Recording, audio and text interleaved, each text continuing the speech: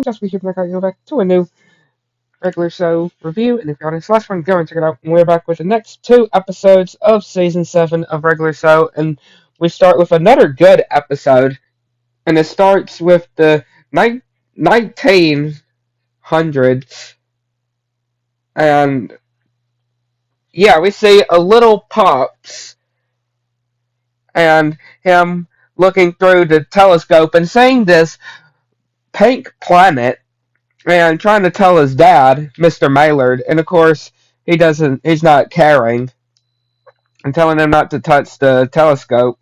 And then 1950s, we see him trying to look through the telescope again, and then Mr. Maylard yet again comes and needs Pops, and something weird keeps happening with Pops though. Like he keeps getting angry, and this purple or this pink stuff comes out of him.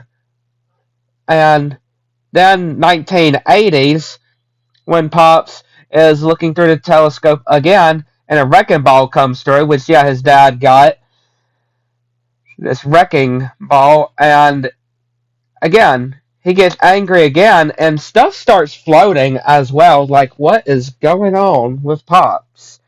And then he hopes to see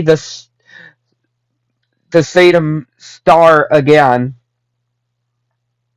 and then we see present day, and yeah, Benson is giving the orders for everybody, and yeah, this whole note that was from Muscle Man, and wondering if they managed to get it, and yeah, the whole house is covered with termite infestation, which they're gonna have to put a tent over it, and yeah, of course they're not able to sleep in the house like Mordecai and Rigby and Pops, and they're like, "What? No way! That's not fair." And Pops is talking about of how he's wanting to see his favorite planet that he kept saying. Yeah, not star planet, whatever.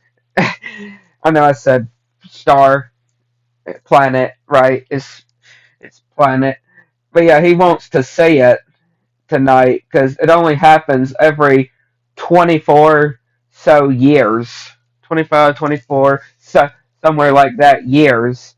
And yeah, Mordecai and Rigby actually have an idea of them actually camping to actually see the star planet, see the planet.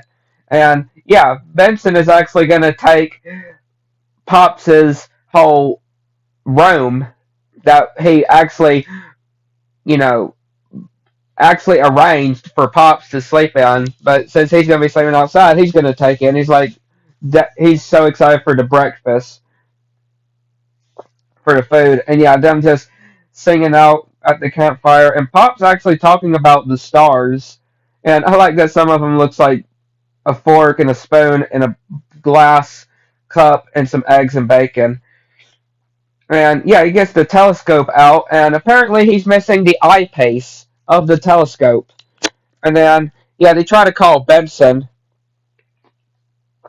to see if they can go into the house. And of course, yeah, he doesn't answer the phone. He's too busy with those waffles, which, yeah, that looks good.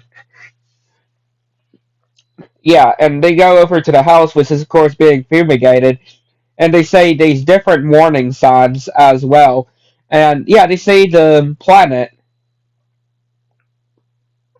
And of course, Skips isn't actually able to help, which he actually does know of an old, you know, an old building in the park that they should be able to go to.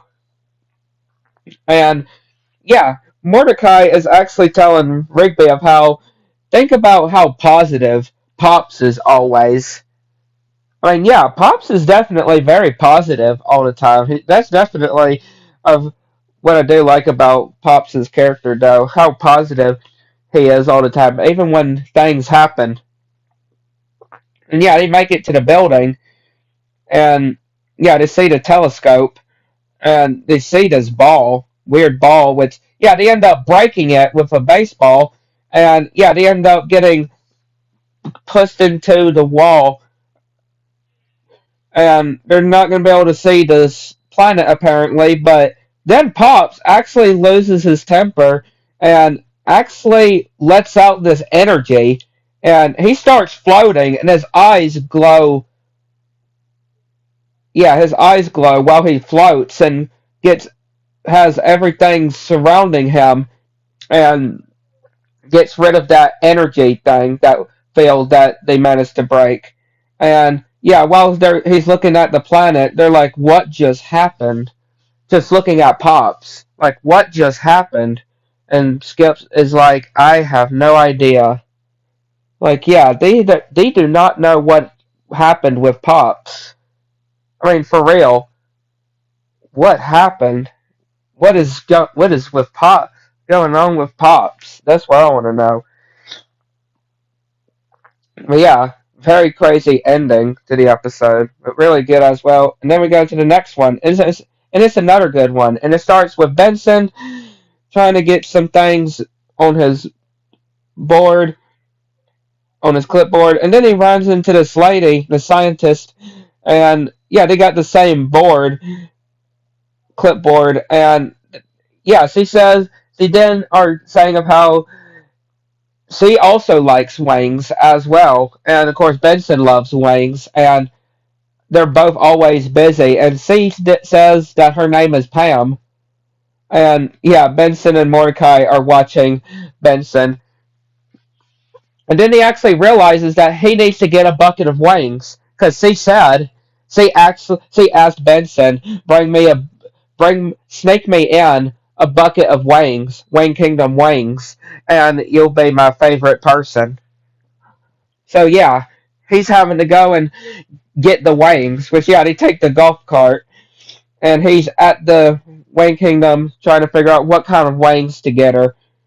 And yeah, just losing his cool, his patience with the people in front, and yeah, of course, this little girl saying that she's scared, and then getting this big 50, which seems like a pretty good deal, and looking through binoculars, seeing her go through into the dome area and trying to get through these guards, but of course it doesn't work. And trying to go through the back, which of course has this combination with buttons, and yeah, he gets electrocuted and trying to keep doing it, and he keeps getting electrocuted, even trying to break it.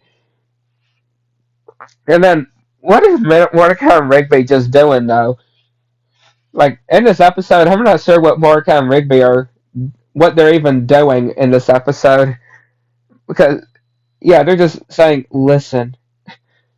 And yeah, then Benson ends up saying, or overhearing what the passcode is, and he goes in and sees these different doors and elevator, which he's trying to find Pam, and sees these different rooms, and yeah, of course, I don't know what is going on in this with these scientists.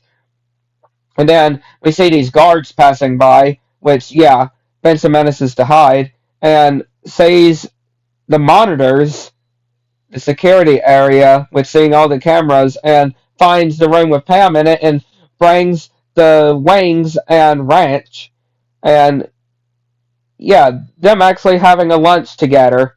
And yeah, I just love how his eyes are, because he's like, if he can keep bringing wings to me every day, and he's like, yes, and his pupils just get big.